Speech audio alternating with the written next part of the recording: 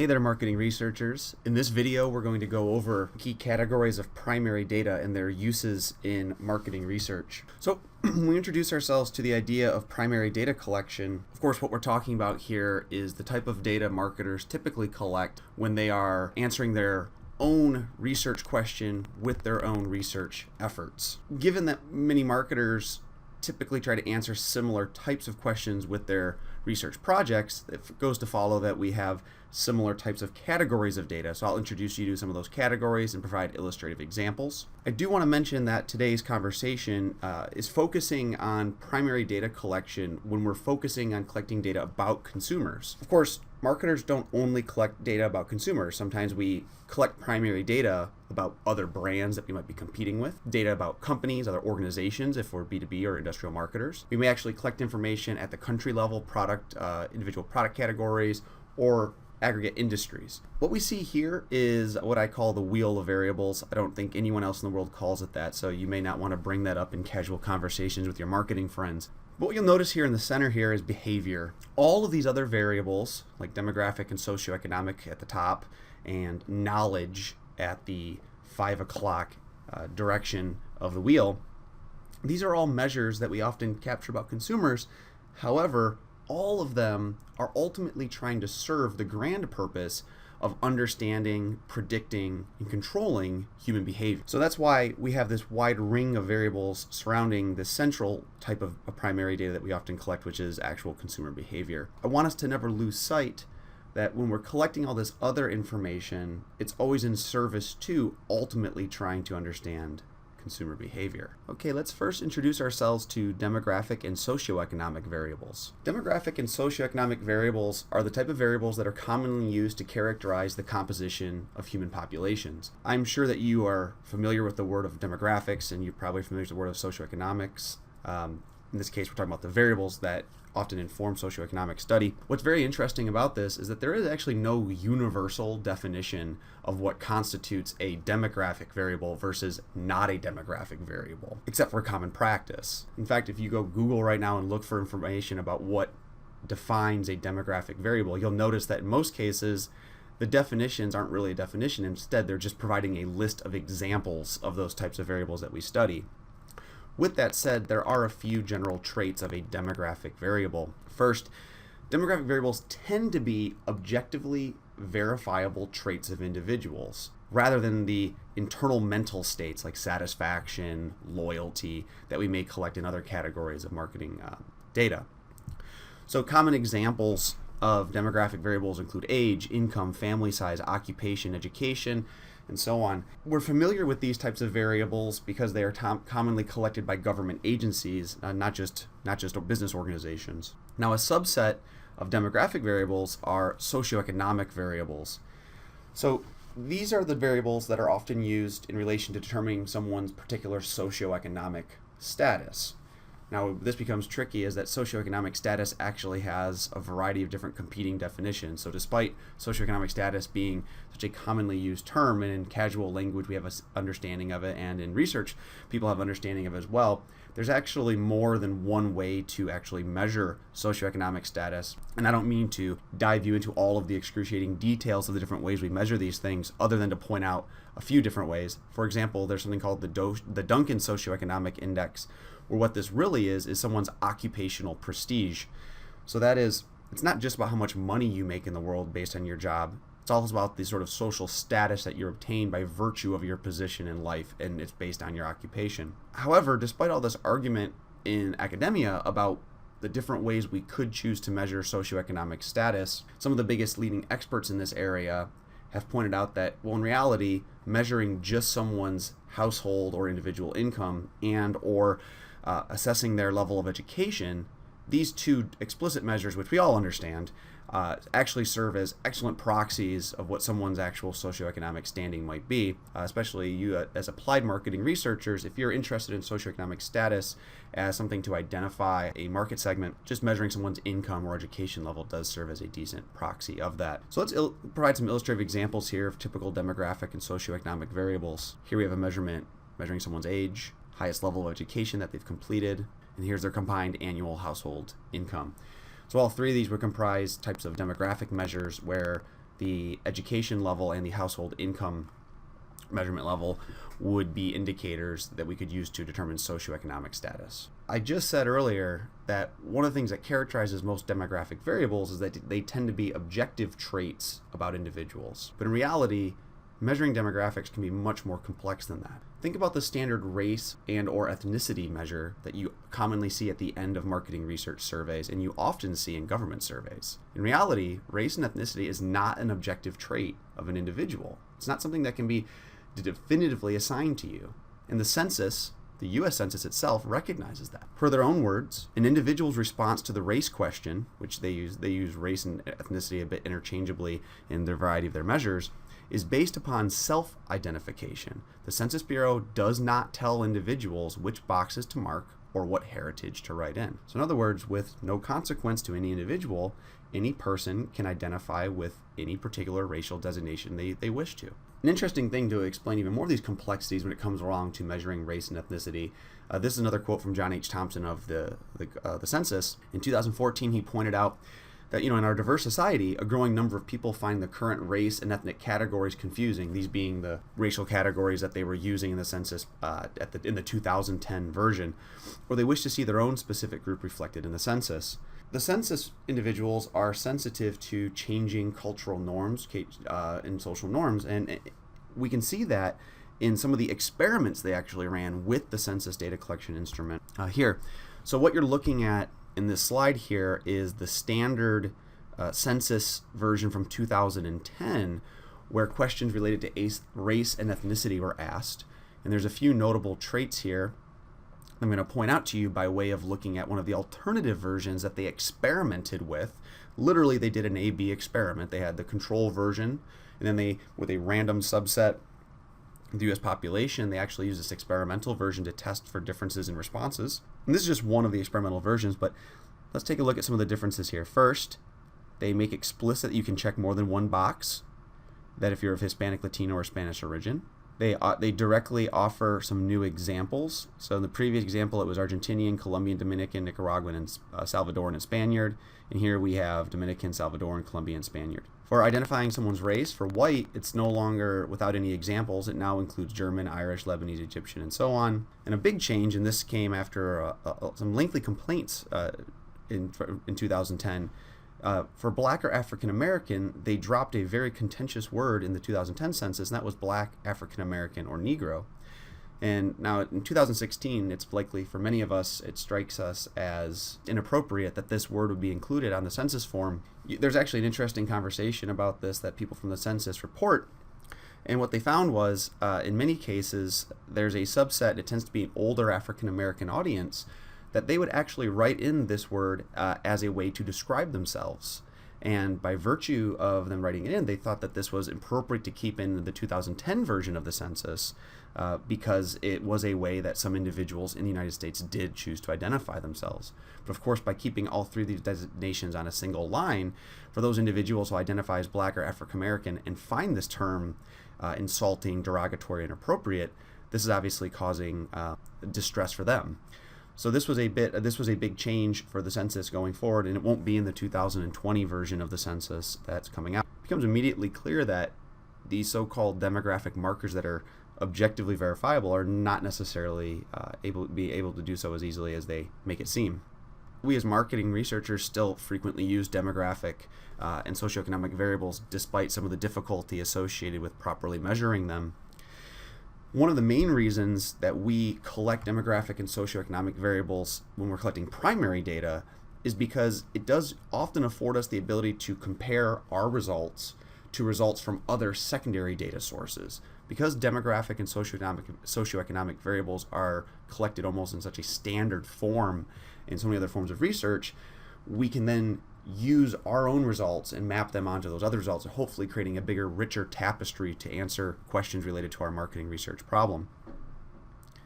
Another use of demographic and socioeconomic variables are that they often are used to set very initial boundaries of market segments. So these are very broad, coarse segments.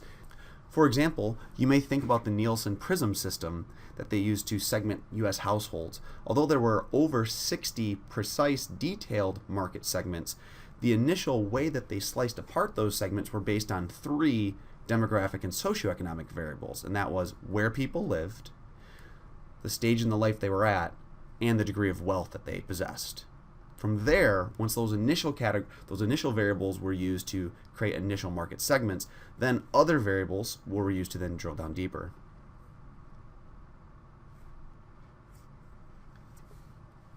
Personality refers to individual differences in characteristic patterns of thinking, feeling, and behaving.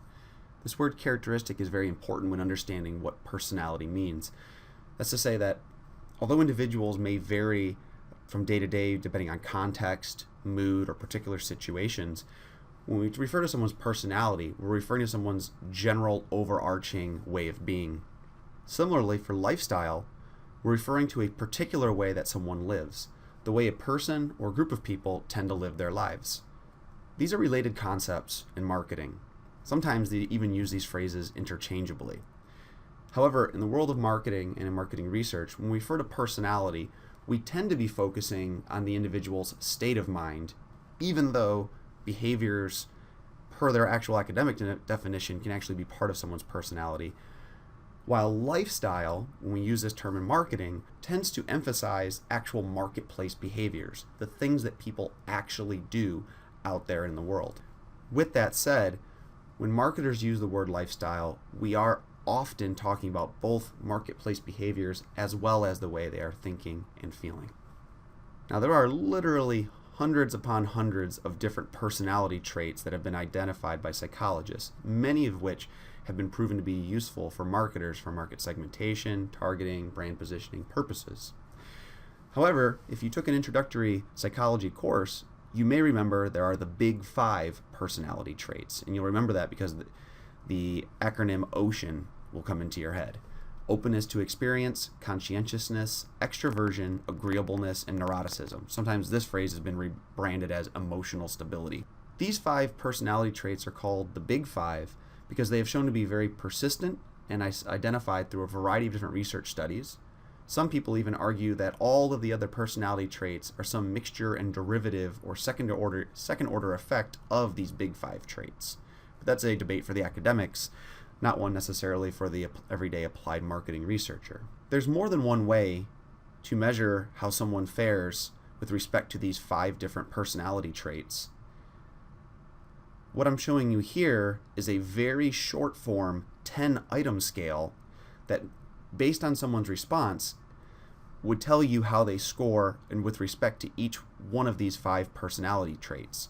For your convenience, you can see how each one of these survey questions maps on to the 5 different personality traits. So if someone was actually taking this survey, they'll be asked the following question: how well do the following statements describe your personality? I see myself as someone who is reserved. And then, as with all the other remaining statements, a Likert scale format is being presented where the person scores himself from a 1 to 5 on each one of these questions. You may also notice that some of these questions are reverse coded. For example, look at the extroversion question item 1. So I see myself as someone who is reserved.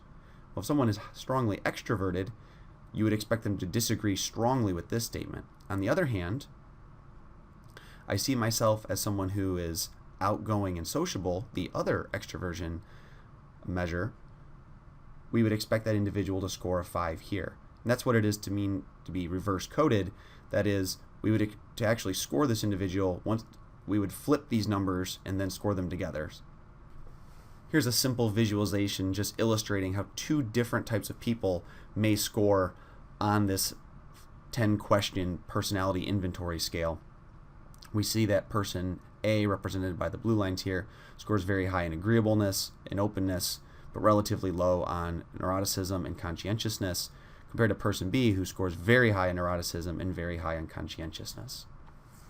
Now, marketing researchers may often generate questionnaire items to categorize demographically similar consumers into distinct lifestyle categories. This is often a key purpose of measuring an individual's lifestyle when we collect this type of primary data. Let me give you an example of where we may as marketing researchers, see value in generating a set of lifestyle-based survey question items. According to the 2014 GfK University Reporter, 76.1% of male adults 18 to 34 have played a video game in the last 30 days.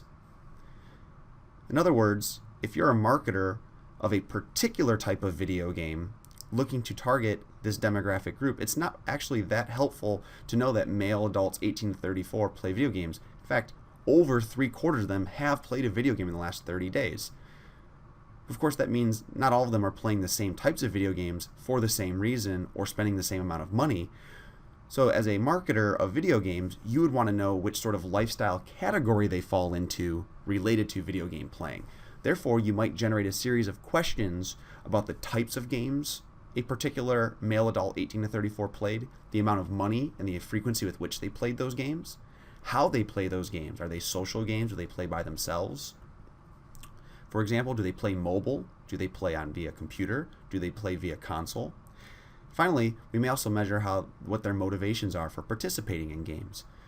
If they are highly competitive, they may compete in tournaments, whereas if they are more social and interactive, they may be playing for friendship and camaraderie. For example, if you were working for Riot Games, the producer of the largest and most popular esports video gaming platform right now, League of Legends, you may realize you're trying to reach a very different young male video game playing audience than young adult males 18 to 34 who play the popular mobile game Candy Crush. So I think by way of example here, we've illustrated some of the key uses of personality and lifestyle data. Marketing practitioners tend to treat personality and lifestyle characteristics for individuals as essentially fixed. Of course, people's lifestyles and their personalities can evolve over time, but in the small snapshot of time that a marketer might be thinking about utilizing this information, we treat these as sort of inherent traits of the individual. So this type of information is very useful for high-resolution market segmentation, and that was illustrated clearly through the video game example previously. By knowing the traits of someone's personality and their lifestyle, this provides much more useful and deeper insights beyond mere demographics that allow marketers to have a better understanding how they may want to shape the tone and the content of their marketing communications based on someone's personality, for example.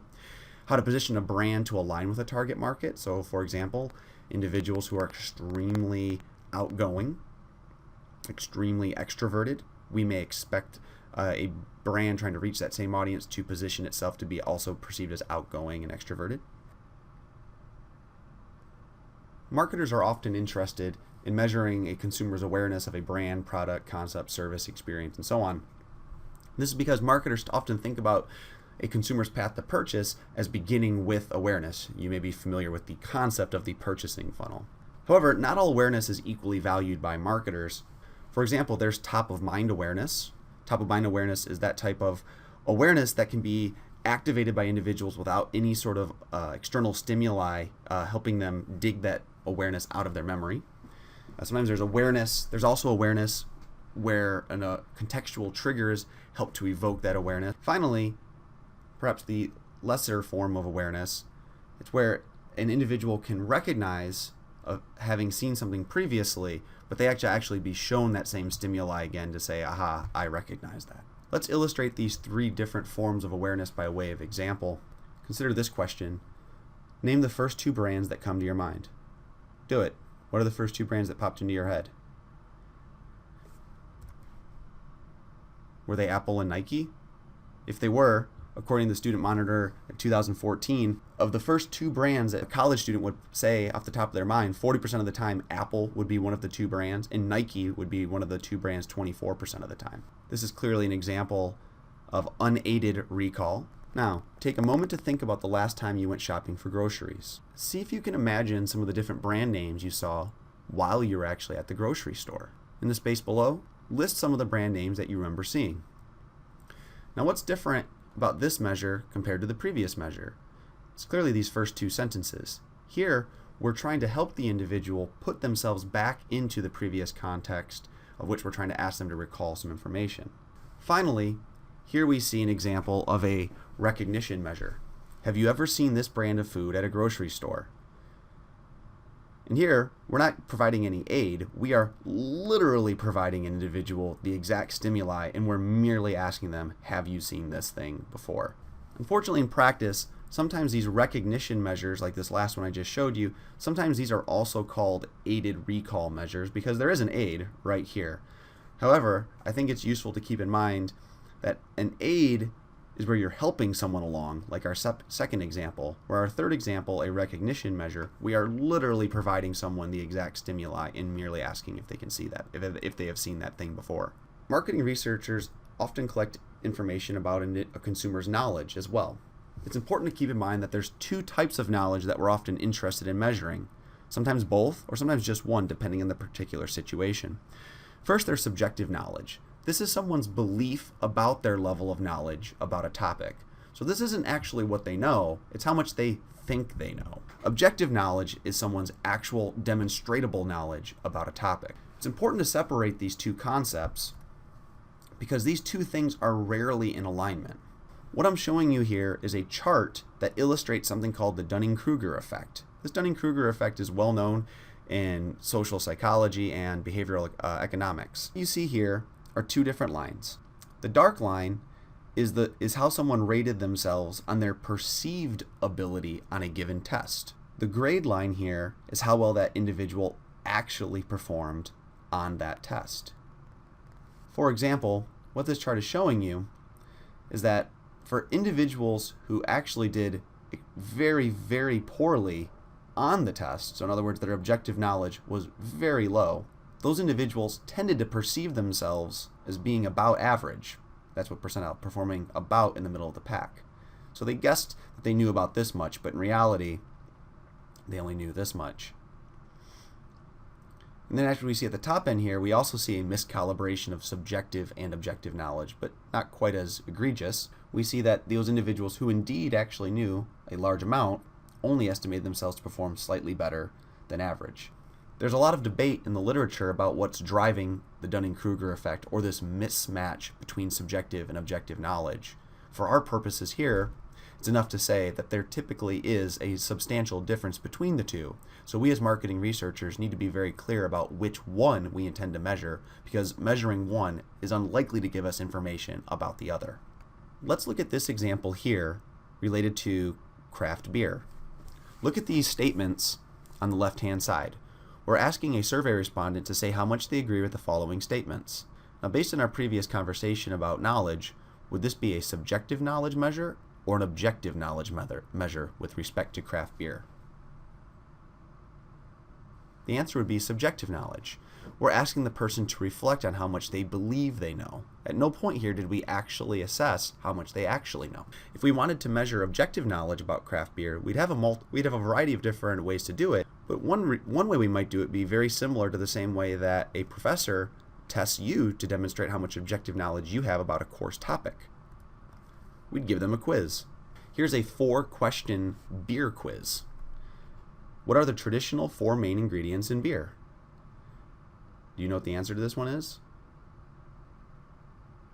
Barley, yeast, water, and hops. If you got that correct, that would demonstrate some objective knowledge about beer. Why do marketers measure awareness and knowledge?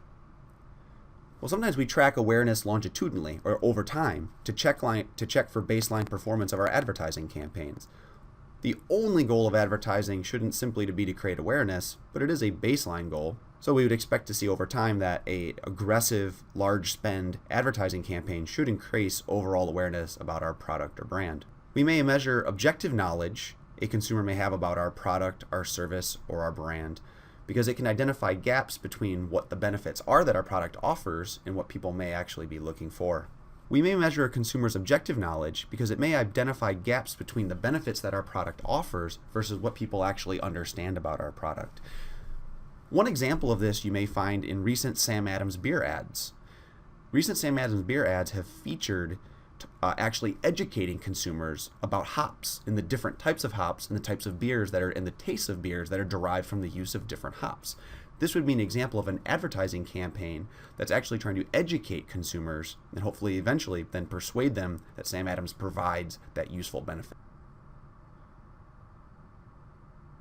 Attitudes are simply someone's overall expression of liking or disliking towards a person, idea, object, or any other clearly defined target. When defining an attitude towards a particular object, we have to be clear about in what way are we having them characterize that particular object.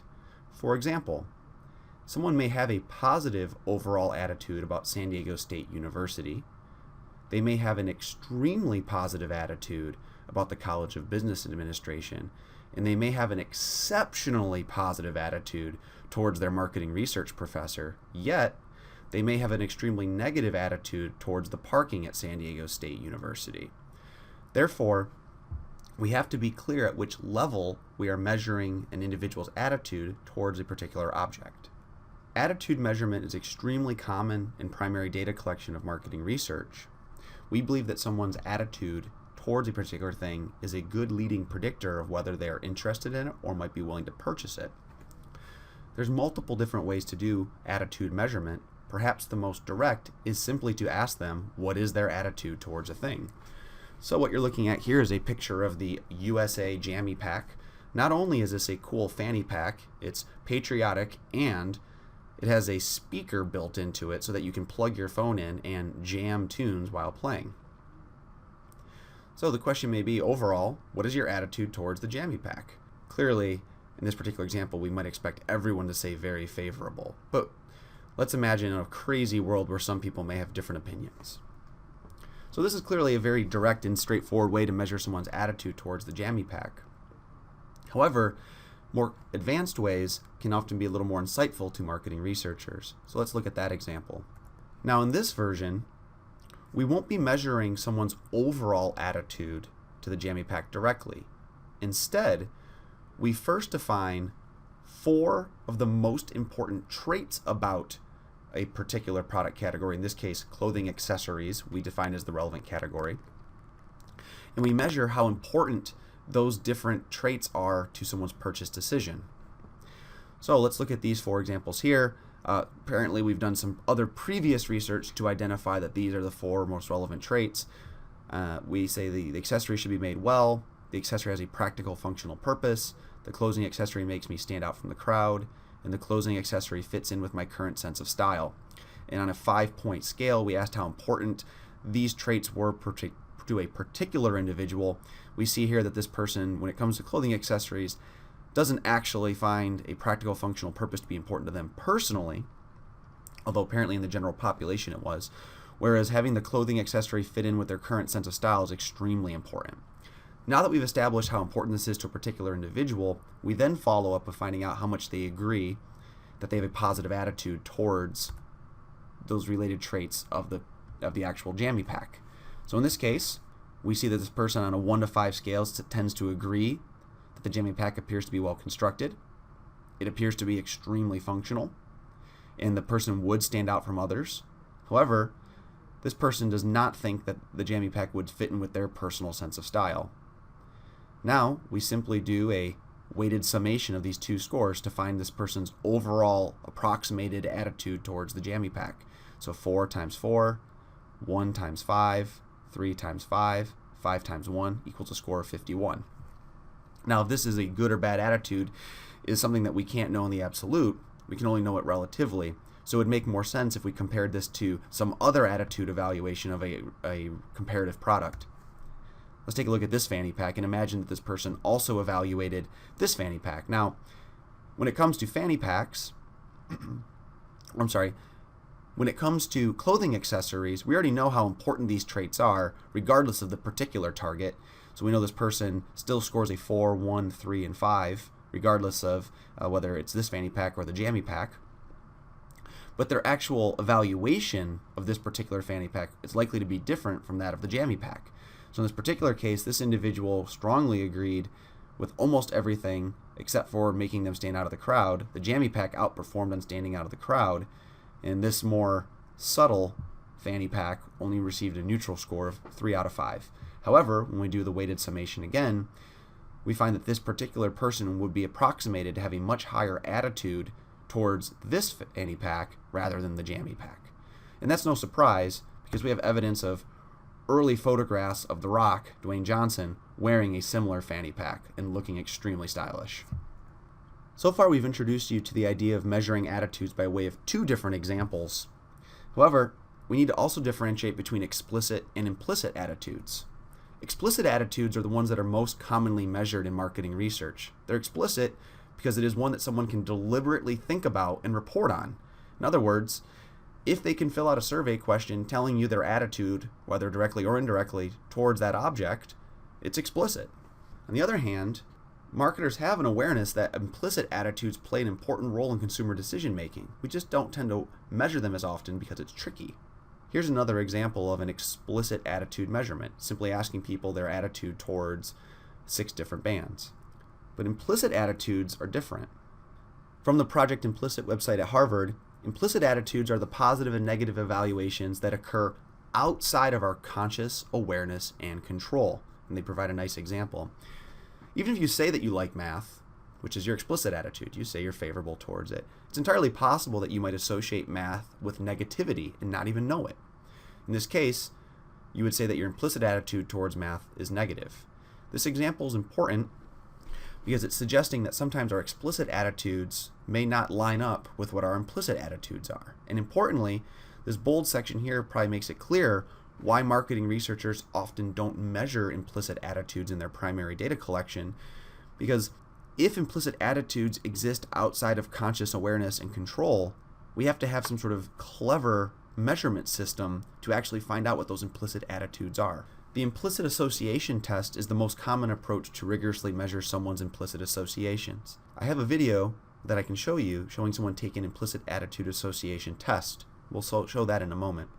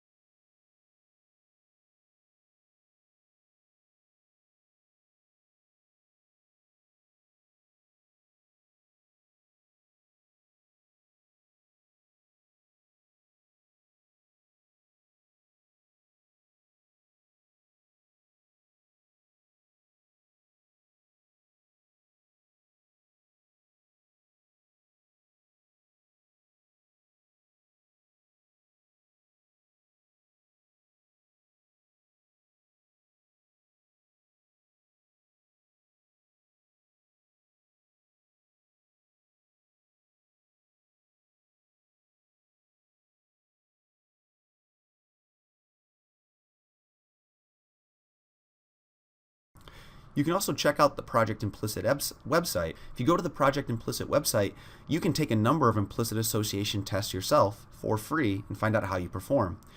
Now, the Project Implicit website doesn't provide any tests for implicit association that are immediately and readily relevant to most marketing researchers. Most of their questions tend to relate more closely to those things related to public policy or social issues. With that said, there's a number of situations where you can imagine implicit associations are also relevant to products, brands, and variety of consumption experiences. This is especially true when there may be some sort of socially acceptable attitude someone may have towards something, but implicitly they may have a different attitude. Marketers make extensive use of attitude data. We measure people's attitudes towards ads, brands, products, services, experiences, and so on.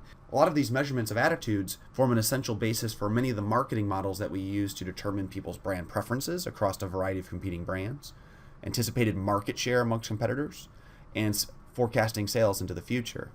A fundamental belief here is that if we know someone's attitude towards a particular brand or product relative to other offerings, that attitude will tend to link towards their intentions towards that product, and those intentions will link towards purchase. Detailed attitude evaluations, where we provide specific, detailed evaluations, can also be used for product development and marketing communication campaigns.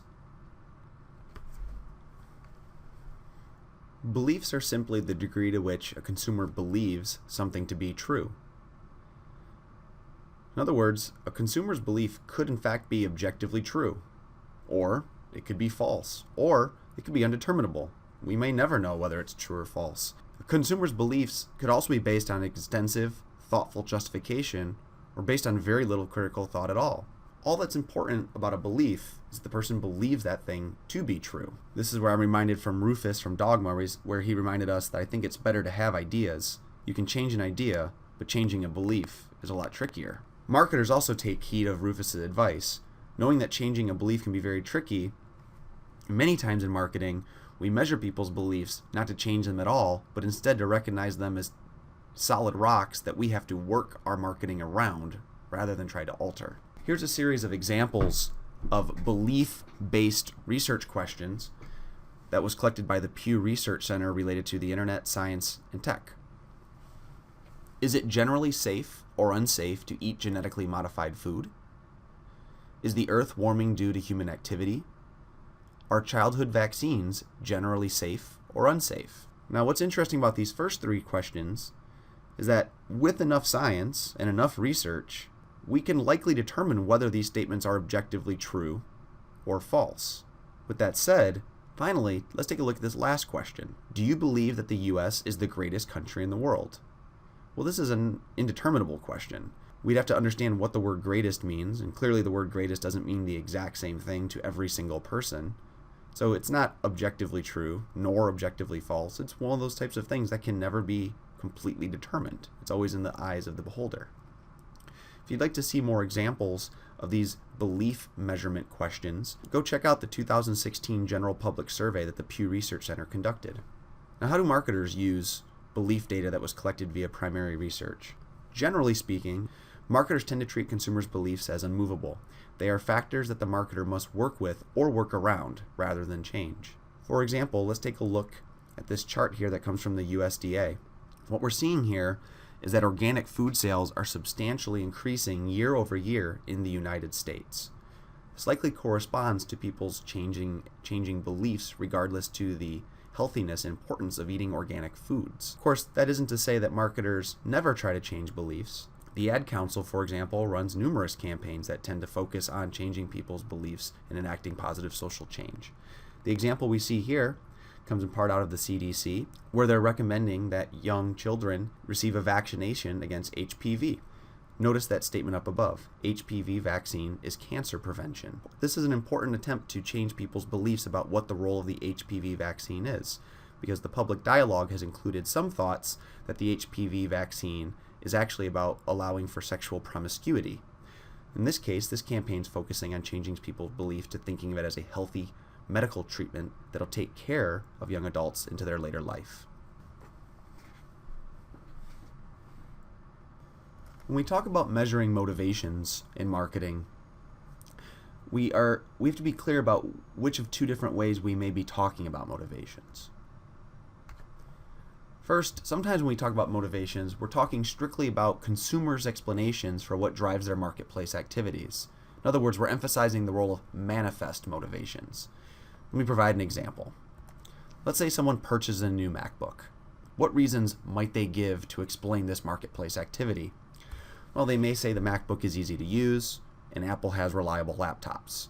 These are manifest motivations. This person is directly conveying what their motivations are to make this marketplace action. Now, when we look at psychological definitions of motivation, we realize there's more to it than mere manifest motivations. From a psychological standpoint, we're talking about the internal state or conditions that activate consumer behavior towards a specific direction. The wants and needs that stimulate the underlying engagement in some sort of goal-oriented behavior. What's important about these two statements here is they don't say that the person has to be explicitly aware of what that motivating state might be, merely that it exists internally within them. Which leads us to our final bullet point. This definition tends to emphasize the role of latent motivations, those things that lurk beneath us that we aren't immediately attuned to when we're prompted without detailed elaboration. But there's still room for manifest motivations even within this definition, certainly. Let's consider some deeper, perhaps latent motivations that someone may have for purchasing a new MacBook. Maybe they really want to fit in with all the other students. Or maybe other students will think that the person looks creative and innovative if they have a new MacBook. These type of motivations are the types of deeper seated motivations that trigger us to do things in the real world, but either we are unable or unwilling to recognize those underlying motivational states immediately. This, of course, creates some interesting challenges when we think about measuring motivations in primary research. The question then becomes, based on our particular research task, are we confident with merely measuring surface level motives or manifest motivations? Those are easy to measure. Those are the things that people are able to tap into directly. Or are we looking to measure underlying motives, those things that lurk even deeper beneath? If we're okay with measuring manifest motivations, things are much easier for us as marketing researchers. Take example of this state of content study that came out of Adobe. This goal was rather simple. It was trying to ask people what were the motivations for sharing content in the online space. If you look at these statements all correspond to something that we likely can see as manifest motivations. Make people laugh, give awareness of a particular issue, show friends content they think they'll like. These are the type of things that we might tap into the top of mind to explain why we shared a particular piece of content. On the other hand, if we were to tackle this as the same type of study, but we wanted to tap into more deeper seated motivations for why people were sharing content, one set of those things might come from academic research. Some academic researchers are arguing we should think about the type of deep-seated evolutionary triggers that have motivated us as we've evolved over multiple generations to the current state that we're at. In this particular study from the Journal of Consumer Psychology, they identified 7 fundamental evolutionary motives that might explain everyday marketplace behavior: self-protection, disease avoidance, affiliation, seeking and acquiring social status, seeking and acquiring mates, retaining those mates, and taking care of children. If it was true that a desire for self-protection actually was a motive for sharing certain types of social content, we might quickly realize that we're going to need some sort of advanced research techniques. Behavioral intentions are simply the anticipated or planned future behavior that an individual has. Here's 2 examples. In the next year, what would you say are your chances that you'll buy or lease a new automobile? Or another option, do you plan on buying a PlayStation 4 in the next 30 days? Yes, maybe, no, or you don't know. What's true about both of these? These are measuring someone's intentions. It's entirely possible that if your car suddenly breaks down, you might have to buy or lease a new automobile in the next year, even though you don't plan on it. In both of these cases, we're asking people to look towards the future within a certain time frame and make an approximation of the actual behavior that they'll do. We commonly measure behavioral intentions in marketing research. Surprisingly, research about the connection between intentions and actual consumer behavior shows that, generally speaking, large to moderate changes in people's intentions tends to only lead to small to moderate changes in their actual behavior. In the context of marketing, we have found that purchase intention questions tend to perform poorly as predictors of actual marketplace behavior. In other words, what people say they will do doesn't do a particularly good job of predicting what they actually will do. With that said, there is still a weak to moderate positive correlation between intention and actual behavior. A research study way back in 1989 did a wonderful job of demonstrating just how weak this connection between intention and behavior really is. This study from Jamieson and Bass grabbed several hundred studies in marketing research where two things were done. First, people's purchase intentions were measured, and whether or not they actually did purchase the same product was also measured. Therefore, these authors had a great understanding of how often someone's intentions mapped up to their actual purchase behaviors. Let's take a look at the dark line here at the top part of the chart. What we see on the x-axis is the stated purchase intentions that individuals had for these types of products. So if the person said they definitely will not buy, we would imagine that corresponds to 0% purchase probability. However, when the authors analyzed the data, they found that people who said they definitely will not buy non-durable products, on average, they actually purchased those products about 12 to 13% of the time. In other words, there was a mismatch between intentions and actual behavior. In addition, let's look at the top of the line here. When people said they definitely will buy a product, which we would imagine corresponds to 100% purchase intentions, in reality, people had actually only bought the product 42 to 43% of the time. Despite the generally weak correspondence between stated intentions and actual behavior, intention data still remains extremely popular in marketing research. Why is this? Well, marketing researchers are practical people. We collect data today to hopefully provide us insights that make us better in the future. The nice thing about intention data is it is forward-looking. Although it's imperfect in many ways, it is at least a direct attempt to try to measure and look into the future. Therefore, intention data still remains quite popular to help inform sales forecasts, predicting future market share, estimating the performance of new products that have yet to enter the market. Satisfaction is the degree to which a product, service, or consumption experience performs relative to the consumer's expectations. Satisfaction is likely the most commonly measured construct in all of marketing research. When you look at the definitions of satisfaction, it's clear that there's two things that we need to be measuring to know a customer's actual satisfaction level. First, we need to know what their expectations were going in. Then, once they've completed that consumption experience, we need to measure their evaluative performance. However, when you look at actual satisfaction measures in the world of marketing research, it's clear that we tend to presume that consumers themselves understand what the definition of satisfaction is, because we often don't measure what their expectations were heading into the experience. For example, let's take a look at the satisfaction measure at the top.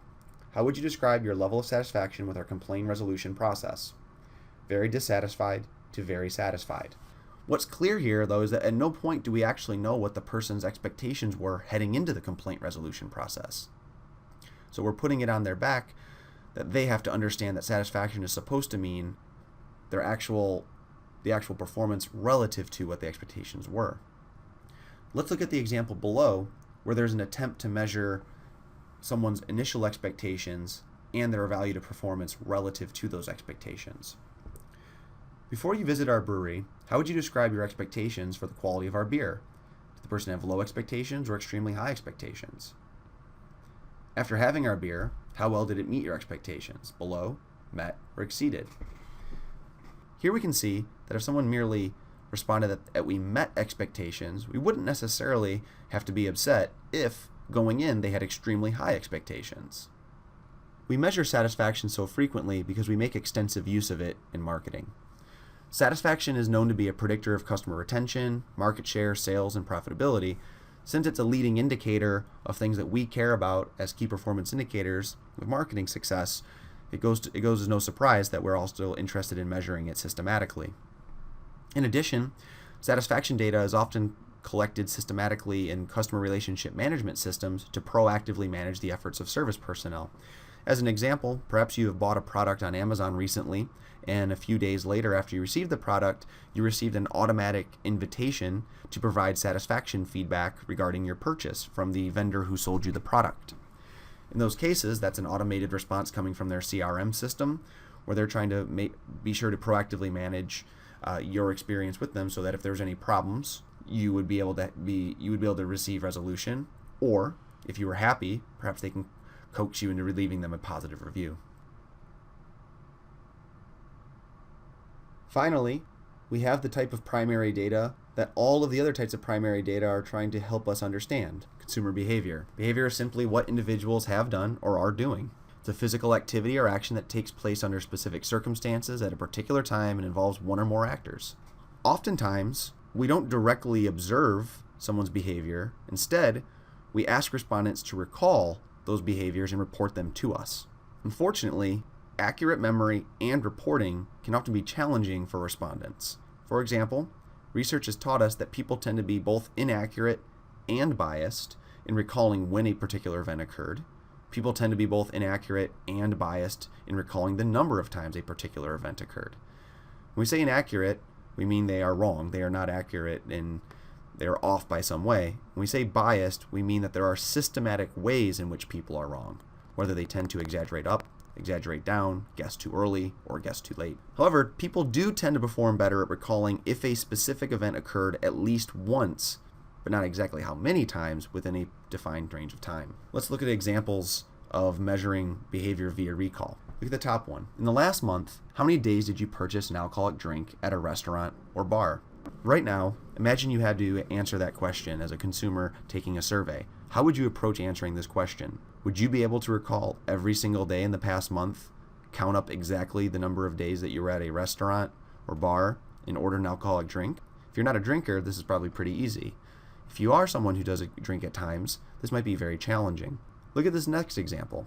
Generally speaking, how many times do you work out in a week? 0, less than once per week, 2 or 3, 4 or 5, 6 or more times. Notice that this type of behavior recall isn't looking for precise, accurate answers. Instead, it's looking for general patterns of behavior. Finally, in the past week, have you purposely purchased organic meat, fruits, or vegetables from a grocery store? Yes? No? I don't remember. This last example to make the recollection effort relatively easy. We're only looking back a week. We're asking people not how many times or what they bought. We're simply asking them to recall the behavior. Most people, we would expect, would be a little better at this task than some of the more complex recollection tasks. Unfortunately, from a marketing data quality standpoint, it's a little less useful to simply know if someone did or did not do something. We often want to know how often and how much money they've spent on doing those things as well. We often measure behaviors through direct observation as well. This is particularly true in the world of big data and in a world where so much of our activity is occurring online. Many consumer behaviors, and many of those that actually precede purchase, are now tracked automatically. Earlier I mentioned that there's often bias in people's ability to recall when something actually occurred. Let me illustrate one of those biases that has been demonstrated by a number of different studies. It's called the telescoping bias. So let's take a look at this timeline here. For our purposes, all we need to imagine is that here on the far right side, this is now, and on the far left side, this is the distant past. We don't need an exact number of days or to illustrate the point. And let's imagine right now a survey question is asked. When was the last time you bought fast food? The question is asking the person to recall exactly when it occurred. Let's imagine that in truth, the person bought fast food somewhat in the recent past here. Generally speaking, we would expect a particular bias to emerge. Even though the truth is somewhat recent, we would expect that in general there'd be a bias in people's response. It'd be an erroneous estimate of when fast food was bought. Notice how the person here is actually guessing that the last time they bought fast food's a little more in the recent past. This is called a backward telescoping bias, where things that happen in the near timeline are often biased a little further into the past. Now let's illustrate another form of the telescoping bias. Same exact survey question. When was the last time you bought fast food? Now let's imagine the truth was in the real distant past. What will likely happen is that the estimate of when this actually occurred will be erroneous. In particular, the person will likely guess that this behavior occurred much more recent than it did. This is called a forward telescoping bias. As a marketing researcher using recall to collect behavioral data, we can realize how these types of biases make it very tricky to make good use of the information because of these systematic biases.